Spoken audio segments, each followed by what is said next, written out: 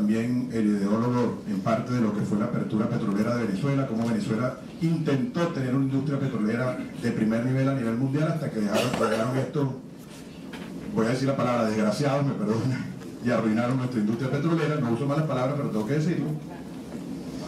Y también ha sido visitante, profesor visitante pues, de varias universidades norteamericanas, y hoy en día es consultor de petróleo, analista petrolero internacional y muy citado escribe artículos a nivel mundial. Así que con gran orgullo quiero presentar a mi querido amigo, casi familia, pero no por eso este es su currículum de amplia y dilatada experiencia, a Benan Romero, que lo hemos traído para que nos explique qué está ocurriendo en el mercado petrolero mundial. Vamos a dejar que él haga su presentación el día de hoy y posteriormente a ello abriremos la parte de preguntas y respuestas que ustedes puedan tener. Así que espero que aprovechen esta charla el día de hoy. Sé que va a ser bien nutritiva para ustedes y estoy seguro que Benan nos dará un panorama de lo que está ocurriendo en el mercado petrolero mundial y de por qué los precios del petróleo pueden afectarnos o beneficiarnos en el futuro. Una de las cosas más increíbles que me pasó en un mes, hace un mes casi estaba aquí poniendo gasolina y el tanque llegó a $100. Cuando mete el tanque llega a $100, y el otro día estaba en una estación de servicio y se paró en los $40. Digo, pero ¿qué pasó aquí? Y cuando veo ya el tanque estaba lleno. Entonces, esto, ¿cómo nos puede afectar y beneficiar? Un hecho diario que nosotros estamos viendo en la economía, lo vamos a ver hoy. Otro es si realmente la Bolsa de Valores de Nueva York ha reflejado, los mercados de valores mundiales han reflejado lo que realmente está ocurriendo en materia energética a nivel mundial, de modo que vamos a tener un panorama amplio, obviamente en breve tiempo, porque el doctor Romero está bien ocupado. Sin embargo, él ha hecho una presentación y después abriremos entonces un esquema de preguntas y respuestas de parte de ustedes. Así que, Benan, primero que nada, bienvenido, gracias por estar acá con nosotros. Espero que todos aprovechen tu conferencia el día de hoy y que sea bien nutritiva para todos, como estoy seguro va a ser. Bueno, muchas gracias, Jesús. Muy agradecido por esas generosas palabras y introducción. Y obviamente muy bien impresionado con la presentación que cada quien ha hecho, a qué se dedica, a lo que hace, de dónde viene. De manera pues que es un reto para mí en pocos minutos, hacerles una panorámica que trato de responder. No las vi la mayoría de esas preguntas, pero me las supuse a las inquietudes que ustedes pueden tener sobre el mercado y su impacto en la economía, tanto de los Estados Unidos, que obviamente es uno de los ganadores, y sobre todo el caso de Venezuela. Sé que aquí hay de otros países, Argentina, Colombia, donde también tienen algún impacto, pero no a nivel de Venezuela, que es el ejemplo non plus ultra de los petroestados, y por lo tanto está en una situación muy crítica, y de eso es lo que me quiero referir. Me disculpan los otros que voy a enfocarme al impacto financiero económico en su mayoría de Venezuela, y obvio pues en las preguntas puedo referirme a algún otro caso. He preparado unas láminas, algunas las voy a pasar un poco rápido en función del tiempo y darle más oportunidad a la pregunta.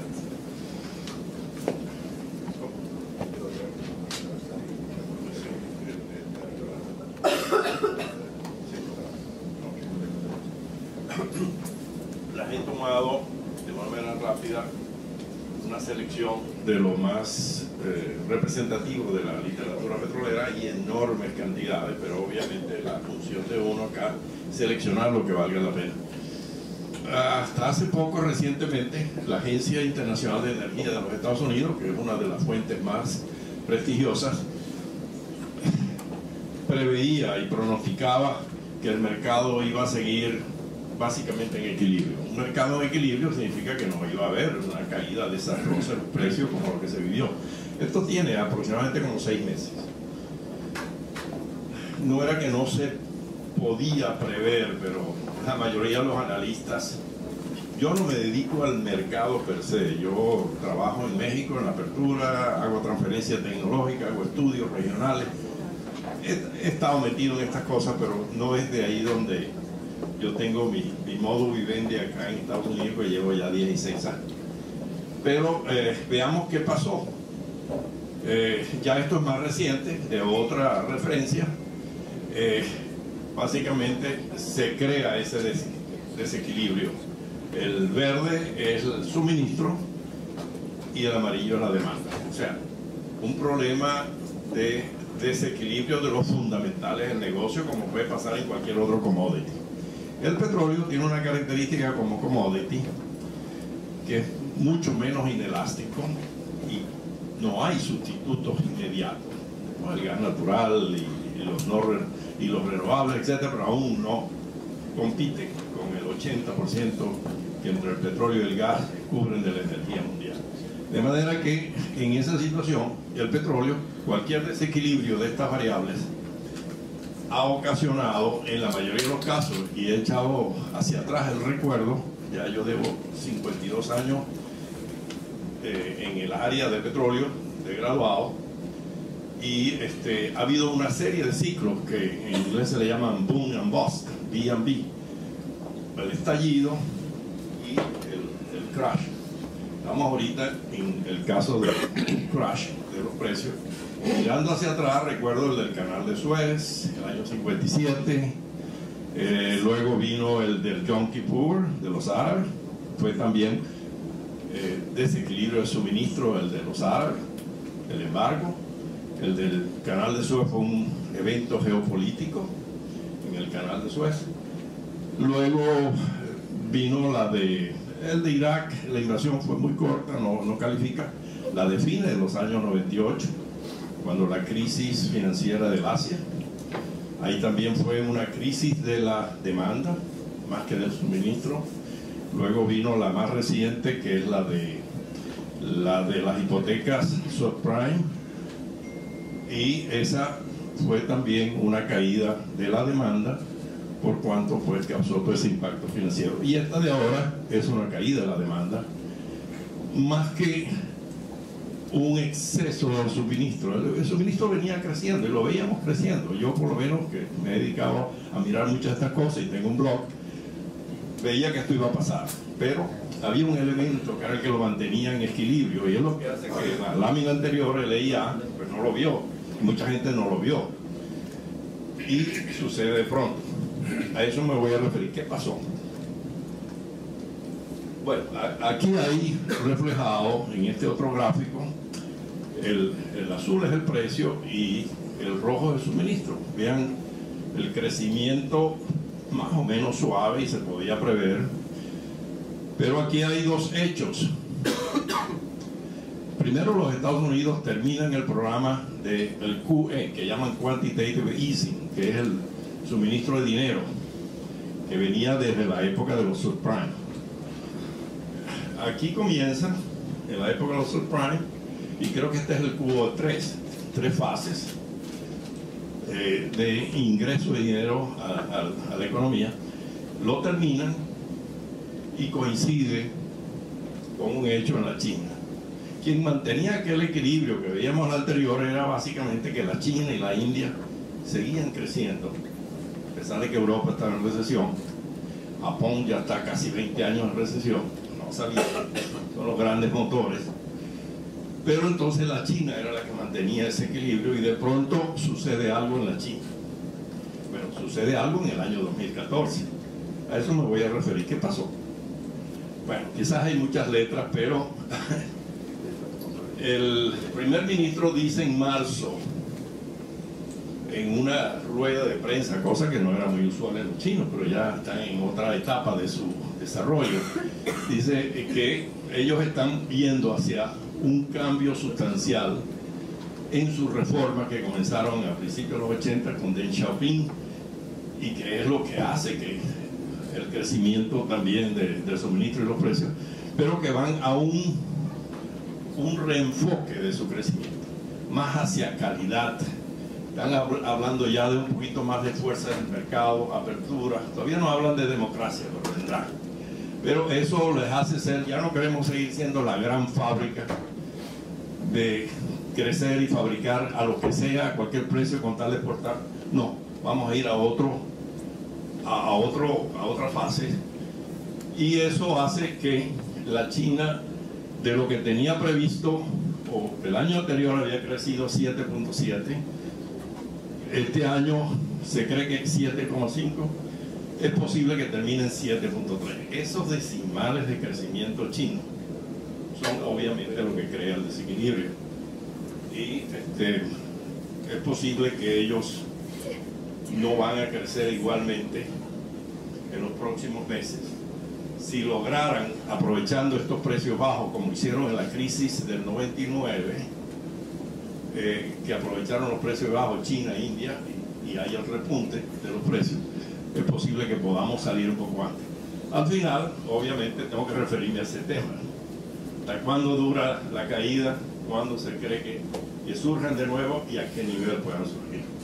No es fácil, pero voy a intentar a esta audiencia darle mi opinión. Bueno, el otro elemento es, en el caso del suministro que uno veía creciendo, mucha gente no lo tomaba en serio, alguna gente a niveles políticos, que era el crecimiento de oferta y producción propia en los Estados Unidos. Esto ha estado sucediendo en estas manchas en colores que uno llama en la geología cuencas sedimentarias o cuencas petroleras y cuencas gasíferas. Aquí voy a mostrar, esta en verde es la de gas, esta es más gas, y estas son las dos fundamentales de petróleo, lo que llaman el Permian, lo que llaman el Eagle Ford, está en la frontera con México. Esta todavía está iniciándose y es un poco más de gas, y sobre todo esta que está aquí arriba en la frontera con Canadá, que se llama el Bakken. Ustedes dirán, bueno, pero eso no se conocía. Sí, el Bakken tiene el nombre de un granjero de la región que en 1920 perforó el primer pozo para gas, para él calentarse y manejar su finca en la región del Bakken. Y Permian es una de las grandes cuencas petroleras tradicionales, petróleo convencional de por lo menos 100 años en los Estados Unidos. Y la zona de Eagle Ford también se conocía con petróleo convencional.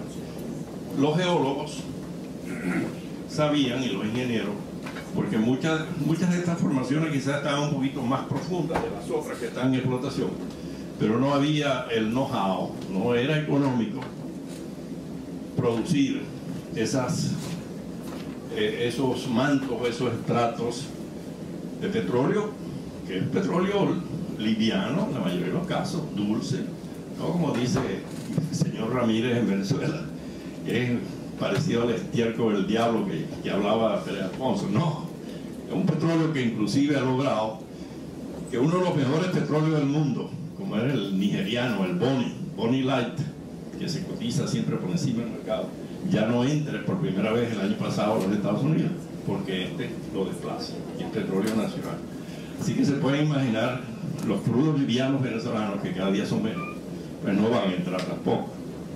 De manera pues que esto se hizo, no voy a entrar en todos los detalles técnicos, lo puedo explicar quizás al final, por el advenimiento de dos tecnologías. Una que se ha vuelto una palabra ofensiva o una mala palabra, yo le digo el four-letter word, F-king, ¿no? Pero no es la otra, es fracking. Entonces ya fracking es casi, lo ponen igual los ambientalistas y alguna gente parecida a la mala palabra americana. Y la otra es los pozos horizontales. El fracking, yo me gradué en el año 62, di clases en la Universidad de Zulia y ya daba clases con un libro creado por la Sociedad Venezolana Americana de Ingeniería de Petróleo sobre fracking, que había sido editado en el año 53. Y ya el año 46, 47 ya era una técnica comercial. Y lo otro que fue una lección para los venezolanos es que en Venezuela se aplica desde el año 1962 en el lago Maracaibo, cuando Maduro y Ramírez salieron a satanizar. Le dijimos, mira, y se han hecho más de 500.000 trabajos de fracking y nadie se oye. De manera pues que en los Estados Unidos hay todo este proceso que ya está llegando quizás a un nivel de comprensión. Pero el punto es que regiones como esta, que hace 10 años producían 30.000 barriles, ya pasan del millón. Aquí más o menos una misma cantidad, también está llegando al millón. Y entonces todo este crecimiento, aquí está reflejado. Este es el crecimiento de la producción petrolera, la mayoría de crudos muy valiosos, y este es el crecimiento también del gas. Vean ese crecimiento, hay pocos ejemplos mundiales de cómo un país, una nación, una comunidad hace. los Estados Unidos con todo su desarrollo petrolero industrial y sobre todo un elemento que no tenemos en Latinoamérica. Por eso cuando se habla ahorita, Argentina va a desarrollar el gas de arcillas o lutita. En la literatura le dicen esquisto, que es un barbarismo. Yo cuando lo dicen esquisto me asusto, porque el esquisto es incapaz jamás de producir nada. Es metamórfico, volcánico, pero está muy difundido el término. Pero Argentina, por ejemplo, ¿por qué no puede llegar a los de Estados Unidos? Por el Estado de Derecho, el respeto a los contratos, a la propiedad. Estados Unidos todo el mundo es propietario del suelo, subsuelo y hasta un sector del aire. Y la gente hace negocios, con un granjero se sientan allí, firman el contrato y a la semana están perforando porque llama por teléfono y pide 2 cotizaciones y le llega el taladro, le llega el camión, le llega todo. Ni en Latinoamérica ni en China esto es posible, por eso es que no se ha desarrollado en otro lado. Este es un elemento, un producto de la filosofía norteamericana. Protestante. Ahora fíjense Calvinista. los pronósticos. Calvinista. Ya podemos hablar de Calvino y Lutero, exactamente. Estas son las proyecciones. Ya Estados Unidos es el mayor productor de gas del mundo. Pronto va a ser el mayor productor de petróleo este año, el año 16. Yo creo que inclusive este año 15 estos precios pueden hacer que se difiera el año 16. Mayor productor de petróleo y de líquido del petróleo, porque hay que ponerlo dos, el crudo y los líquidos que se condensan al petróleo, ya supera a Arabia Saudita. De manera pues que a futuro se ve todo esto. En el caso del petróleo, el anterior era el shale gas, este es el crecimiento. Obvio que ya este año hay un evento importantísimo en Estados Unidos. Este año comienza la exportación de gas vía gas licuado. Por primera vez, bueno, digamos, ya se venía haciendo en Alaska en una pequeña planta, pero desde el continente americano. Y esto va a tener tremendas implicaciones, inclusive en la geopolítica europea. Se va a acabar el chantaje del monopolio ruso, que era el gas por tubería. Ahora todos esos países, sobre todo del Báltico y del Atlántico Norte, están montando plantas de licuefacción y le compran el gas a quien quiera, inclusive países que no tienen costa. Están construyendo plantas de regasificación en Rotterdam, en toda la costa de Alemania, etc. Y se distribuyen el gas. De manera que si hay un perdedor de estos fracking, Mr. Putin, la empresa de gas de ellos, que hace 4 años valía más que la Exxon, 500.000 millones de dólares, hoy día no llega a 90. El señor Putin, su plan de resucitar la Unión Soviética lo va a tener que diferir. En fin, ha tenido tantas consecuencias que bueno, podemos seguir hablando de esto mucho, pero sigamos. En el caso del petróleo, fíjense esta joroba inmensa. Obvio que algunos otros productores han tenido que reducirse, Venezuela por razones que vamos a ver ahora y otros más por su costo, y todavía los Estados Unidos no están exportando petróleo.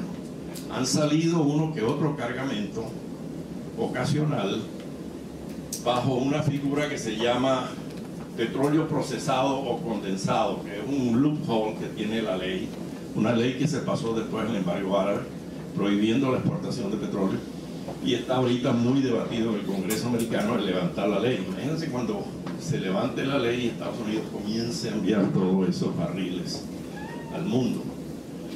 Forma pues que vienen épocas muy interesantes, muy difíciles para los países que llamamos petroestados, que dependen únicamente de esto. Y esto es lo que ven los Estados Unidos antes de la irrupción grande del gas y del petróleo. Tenía el máximo de las importaciones petroleras, 60%, como 13 millones de barriles. Hoy día está a nivel de 8 puntos y tanto, menos de la mitad o casi la mitad, y van hacia una banda a largo plazo de un 25%, que obviamente piensan obtenerlo del flujo en el NAFTA, Canadá, la apertura mexicana, y prácticamente se cierran muchas posibilidades de otros países de llegar al continente norteamericano con importaciones de crudo. Imagínense lo importante que hubiese sido que nosotros hubiéramos continuado la apertura y las inversiones en los Estados Unidos hasta el nivel del consumidor como era la apertura de los años 90. Y eso este gobierno lo terminó, quedan 3 refinerías y todos los días amenazan que las van a vender. Bueno, ¿qué ha pasado? El efecto del fracking, aquí lo ven, 2,1 millones de nuevos empleos indirectos, 3.4 millones. Estados Unidos ha reducido sustancialmente su déficit comercial, las inversiones, en fin, ya lo van a leer. Fíjense lo que ha pasado en los estados de donde están estas cuencas.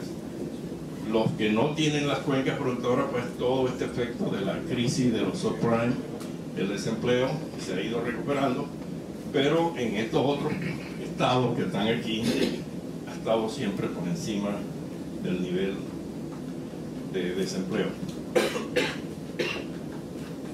Bueno, aquí tengo algo un poquito más comercial y una frase del maracucho que los maracuchos la van a entender cuando le dije, hermano, ¿qué está pasando con el contango? El contango es aquel elemento en el cual el precio a futuro se ve más alto que el de hoy.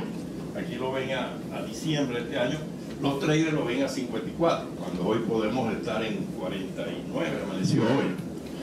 Entonces, las compañías están alquilando tanqueros que estaban realmente baratos, entre 40 a 40 mil dólares día, y estaban como en 70, 60, 70.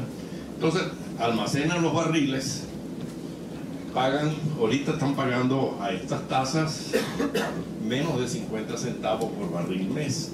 De manera que aquel que se aguante hasta diciembre se puede ganar su buena platita.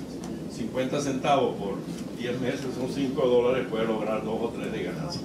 Entonces, bueno, le digo, ¿cómo está el contango? Mira, está hasta el papo lleno de... ya no caben más, ya no hay más barcos, dice. Pero hay gente que está apostando. Los maracuchos entienden la frase. Ahora, ¿qué es lo que va a pasar con estos precios? Este es un poquitico más complejo, este gráfico, pero aquí lo que dice es lo que todo el mundo discute. ¿Cuándo van a cerrar los de Arcilla? ¿Cuándo va a cerrar el Mar del Norte? Los del Golfo Profundo. Entonces, bueno, en la profesión todo el mundo hace su curva. Las curvas de costos marginales, o las curvas de cierre, las curvas de break, de ruptura o marginal cost.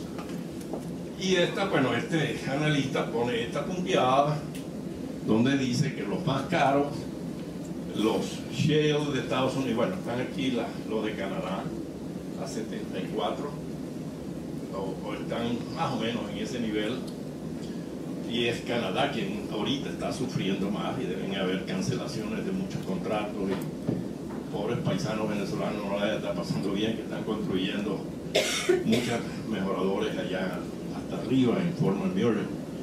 Luego ellos tienen señalado aquí un grupo de los shale que deben ser los nuevos, y aquí tienen el ultra profundo del Golfo de México, donde ya se está perforando con barcos que valen $700,000 días. El barco, más toda la flota de apoyo, puede valer $1 millón. Y para operar en el Golfo de México, después del accidente de la BP, tienen que poner una fianza de $10,000 millones. Imagínense ustedes que muchas de esas actividades todavía no se han empezado a cancelar. El mundo está esperando, muchos están protegidos con hedging, pero a partir del verano es que cuando va a comenzar la fiesta. Y muchos de estos contratos, ya algunos no se están renovando, los que estaban por hacer no se están, y estamos en los preliminares, pero iba a haber muchas quiebras, va a haber mucha gente que ya uno declaró quiebra, uno que leí por allá, pero habrán muchísimos más en la zona de Texas, y de todo esto hay que esperarlo. Y luego, pues, está lo más barato aquí, los amigos en Medio Oriente. Por eso que los árabes están tranquilos y lanzaron este reto. Por ahí hay una pregunta de si fue una confabulación de los Estados Unidos y los árabes. olvídense de eso, eso no existe. Yo no veo cómo el gobierno americano no se mete jamás en estas cosas. Porque uno viene de un país donde el presidente se mete en todo, y todo lo maneja y todo lo manipula, pero aquí es imposible. Que hay más de, ¿cuánto diría yo? Más de 10.000 operadores pequeños. Imposible ponerlos de acuerdo ni manipular. Bueno, pero los árabes son los que están cazando la pelea, están dominando el juego, y son los que dicen, vamos a ver hasta dónde llegamos. Yo quiero ver a todos estos que están aquí cerrando, que yo todavía me aguanto. Y a diferencia de un país como Venezuela, que pues nuestro costo pudiera estar aquí. Ojo, el costo operativo. Parece que a PDVSA le han puesto tantas cosas arriba que ya no hay precio que pueda ni equilibrar a PDVSA ni equilibrar a la nación. Pasa de $120 por aquí. Es una locura. Entonces, si fuese solamente los costos operativos, pudiéramos estar en ese lado. Los árabes tienen, Arabia Saudita tiene $900.000 millones en su fondo soberano. Kuwait, los Emiratos, que son unas cosas pequeñitas, tienen 500.000. Ellos van a cazar la partida, la van a cazar. Quieren que toda esta gente comience a hacer. Hay otro tema que ustedes lo pueden haber leído, que es el que está muy caliente en el Congreso americano también, que es el tema del oleoducto que se llama Keystone, cuyo proyecto es salir de ese pueblo en Canadá, en Alberta, que se llama Hardisty, y traerlo aquí al Golfo de México, donde están todas las grandes refinerías del mundo con capacidad para procesar ese petróleo sintético de las arenas bituminosas de Canadá. Y esto tiene 8 años.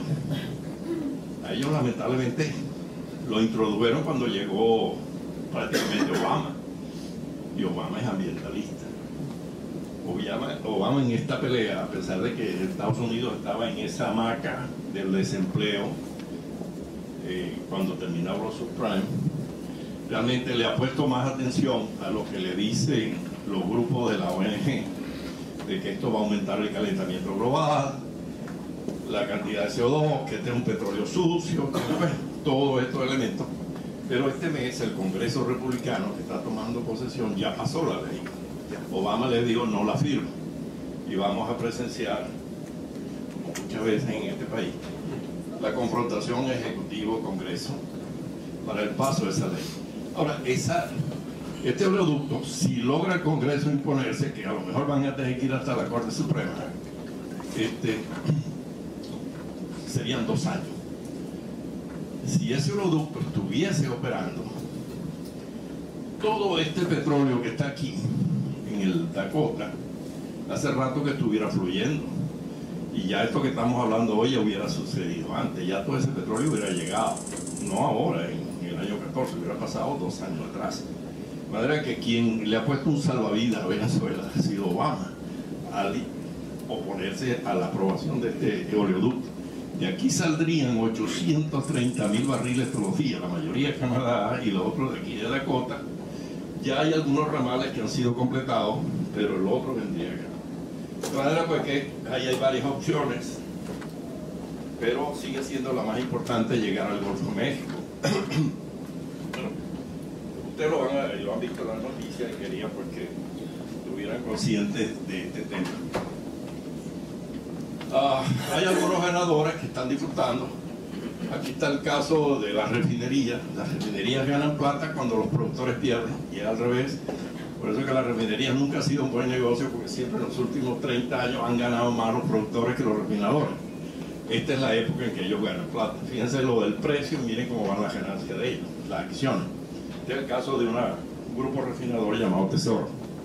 Por eso es que no es la idea vender a Citgo ahorita cuando está produciendo plata.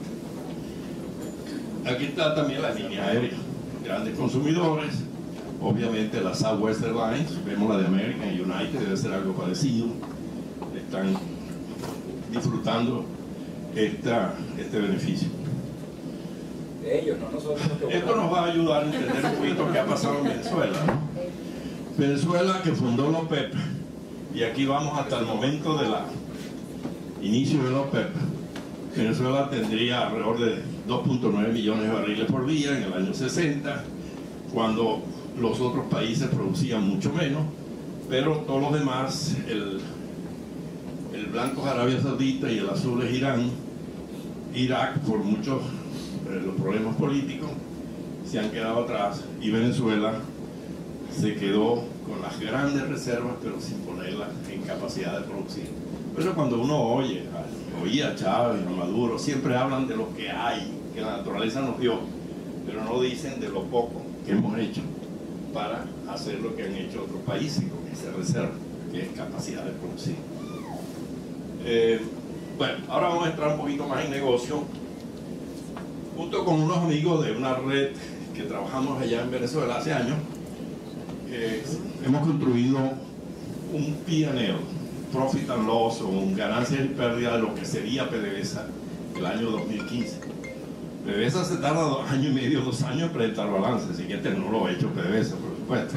Lo hemos hecho nosotros, suponiendo con lo que puede suceder. Entonces, antes de entrar al balance, esta es la situación. En el 2012, ingresos por exportaciones, que son divisas que recibe el país, fueron 93.500 millones de dólares. En el año 2013 bajó 12.000.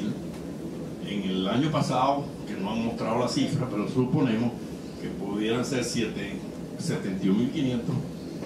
Y para este año, si salimos bien, tendríamos 35.500 millones de dólares. Imagínense ustedes este tsunami. Y como yo digo aquí en rojo, yo he tratado de hacer un ejercicio y me fui, bueno, hasta el año 1914. Estaba el benemérito, prematuramente fallecido. El país pagó su deuda. Un país pequeño, rural, y vivíamos bien. Me fui a la época de la democracia, ¿no? Ni cuando salió Pérez Jiménez, que había una pequeña recesión, se calmó con el 10% que le quitaron a los empleados públicos, un control de cambio que duró 1 año, y se echamos para adelante. E igualmente. Pero lo que se viene ahora no creo que es igual en los últimos 100 años. ¿Por qué? Bueno, lo vamos a ver ahorita. Este es el balance. Nos da un déficit de caja, déficit operacional, cash flow, de 31.400 millones de dólares en PDVSA. Y esto es cubriendo las obligaciones de la República por 17.5 mil millones de dólares y aportándole al fisco las regalías, básicamente, de 18.190 millones de dólares. Entonces, cuando uno dice, si voy a equilibrar esta caja, una cuenta de pulpero, ¿a quién le dejo de pagar? Y vamos a ver quiénes son los que nos van a cobrar. Pero la República, con 18.000 millones de regalías, no vive. La República hace 3 años tuvo importaciones de 60.000. Luego creo que bajó en el año 13, bajó a 50.000. El año pasado, que ya se veía las colas y la escasez por todos lados, creo que puede terminar en 40. Pero imagínense si este año no hay para comprar nada, basado en estas cuentas de PDVSA, porque el 98% de los dólares vienen de PDVSA, y PDVSA sostiene a todas las empresas básicas y a todo el mundo. De manera pues que con esa producción de crudo a un costo de operación de 20 nos da 17.000, y dejándole pagar a uno los bueno, pero el problema está que Venezuela tiene tantos compromisos adquiridos por el líder eterno que aquí están. Todas esas son deudas que adquirió PDVSA, el dinero entró a la República, se fue y ahí quedó PDVSA con todos esos compromisos. Estos son los refinados a Cuba, 12.000, los préstamos a Irán, Portugal, Bielorrusia, Petrochina. Además las refinerías nuestras 60%, cuando antes un factor de utilización era de 85 a 90. Entonces eso nos ha traído que tenemos que importar, y aquí abajo pongo una cifra o en la siguiente página, que compramos gasolinas antes, el año pasado, $150 el barril, y la vendemos a 20, a 10, a 5, a 2 o a 0,70 dependiendo la tasa de cambio que quieran usar. Qué regalo más grande ese barril. Bueno. Luego está este otro elemento para exportar los extrapesados, que es lo único que nos queda en la apertura que hizo el comandante. Abandonaron los mejoradores o las prerrefinerías, la exploración, no hay más liviano. Entonces ahora tenemos que ir a comprar uno de los crudos más caros, como es el de Argelia, que siempre tiene 6, 7 dólares por encima del mercado, o el Ural de Rusia, 117.000 barriles diarios, para poderlo mezclar con el que está allá, en José, que lo han llevado diluido y le han sacado el diluente, y eso nos cuesta 2.108 millones para poder vender algo. Y, o sea que al final PDVSA estaría exportando 1.300.000 barriles, que termina siendo menos. Ahora vamos a sacar la cuenta porque muchos de esos barriles son de las empresas asociadas mixtas, que no le paga el barril que le entrega y tiene una deuda enorme. Bueno, ya vamos a ver contigo cuánto realmente le ingresa a la caja de PDVSA. Pregunta que todos hemos hecho. Tenían quedando 800.000 barriles. Hoy día se aumentó un poco a Estados Unidos por el hecho que tenemos la refinería acá, y a la India, que sí paga de contado. Y luego, ¿cuánto le debe pagar a las empresas mixtas? El resto, los 6.000 y pico, lo producen otros que se los deben y no les pagan. Tiene un mono inmenso, como lo dice, y eso queda a los 17.000. Luego, PDVSA, para mantener su operación, necesita traer equipos, insumos, materiales, servicios del exterior, y eso le vale otra cantidad de dinero, 70 para sus costos. Bueno, por ahí está metido las obligaciones del fisco, de manera pues que vamos a ir rapidísimo. Pero fíjense estos indicadores.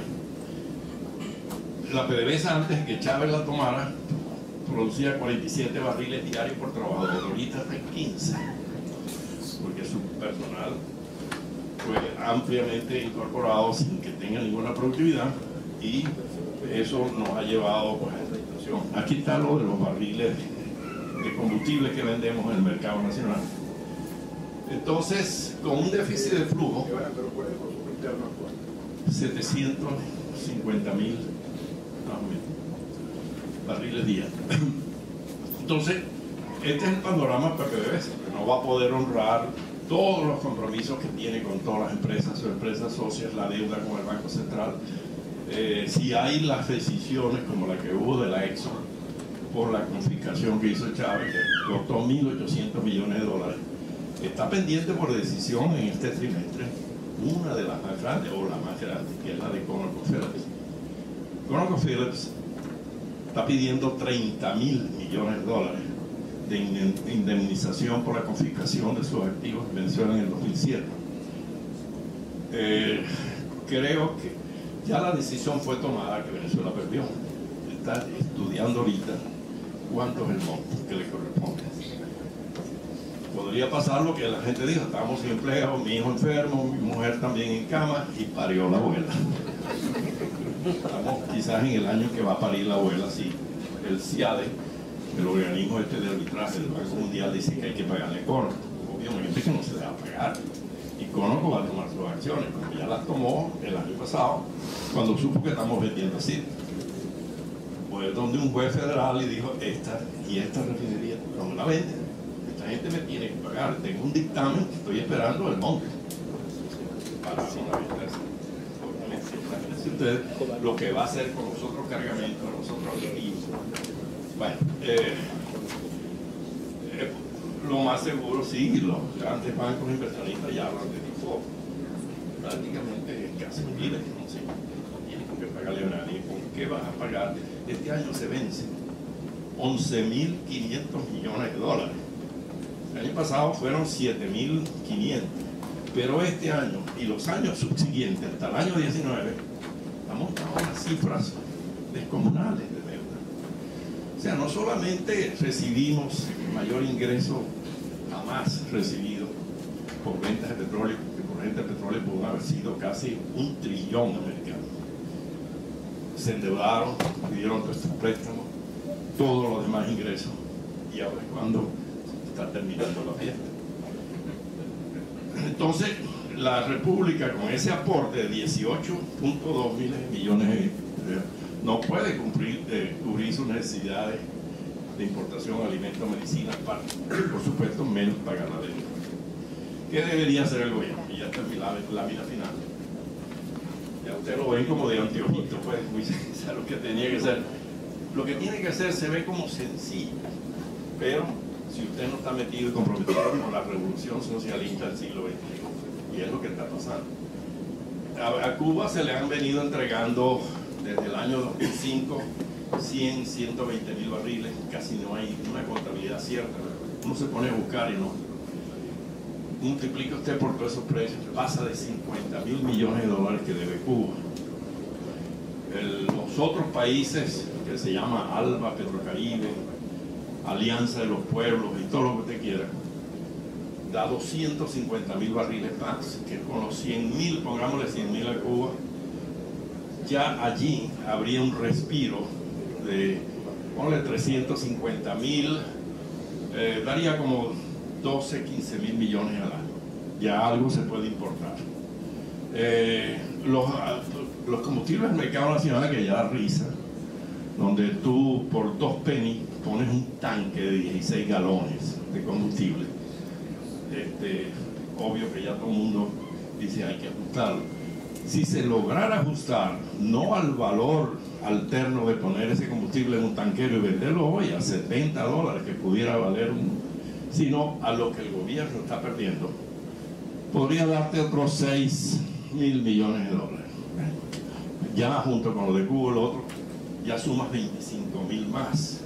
Hay muchos países que en una situación como esta no tienen esos recursos, están allí, lo que se requiere son ciertas decisiones. Luego, bueno, detener el financiamiento del Banco Central, la maquinita de hacer billetes, que está calientísima, esa, no sé cuánto aumentó la liquidez, creo que 30% en 3 meses.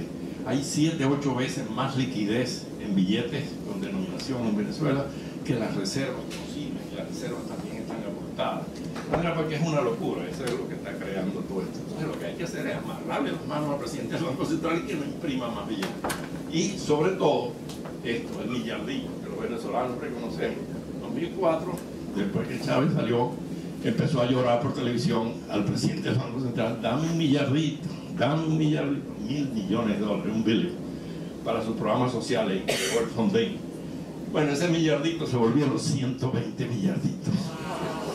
¿Qué le pasó a la moneda? Lo que estamos viendo. Bueno, entonces obviamente que hay que acabar con ese millardito. Reestructurar PDVSA, 130, 140 mil personas, donde muchos son analfabetas, gente incorporada para las misiones, para todo lo que usted quiera. Y obvio tiene que refinanciar su deuda. Hay que sentarse con las empresas mixtas. Afortunadamente Venezuela todavía tiene 25, 28 empresas extranjeras, muchas de primer orden, como Chevron, BP todavía tiene algo allá, los franceses, Repsol, con los cuales no voy a decir Petrovietnam, que ya se fue, ni Petrocuba, no, los que realmente tienen algo que ofrecer. Y puedes sentarte con ellos a buscar un plan de entregarles más responsabilidades en el manejo de las áreas y revitalizar la producción. Eso se puede hacer. Obvio, se va a tomar 2 o 3 años. No es una solución para mañana. Ahorita ellos han venido haciendo algo gradualmente de entregarles cada vez más responsabilidades, pero no se la dan completa. Todavía el chavista es el que compra, todavía es el que firma el contrato, la corrupción, y están desesperados muchos, ya no aguantan más. Pero eso hay que hacerlo. Hay que sentarse con el Fondo Monetario.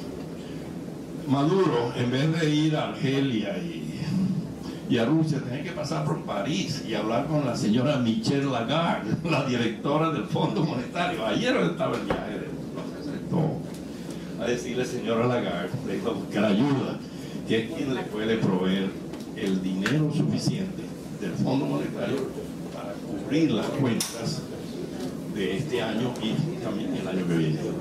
Hace 20 años se hizo. Bueno, pero eso significa, como le decía en CNN, que pierde el poder y es un sacrilegio a la tumba de Hugo Chávez. Y luego, bueno, financiar la agricultura, privatizar las empresas básicas, hacer todo lo que el socialismo del siglo XXI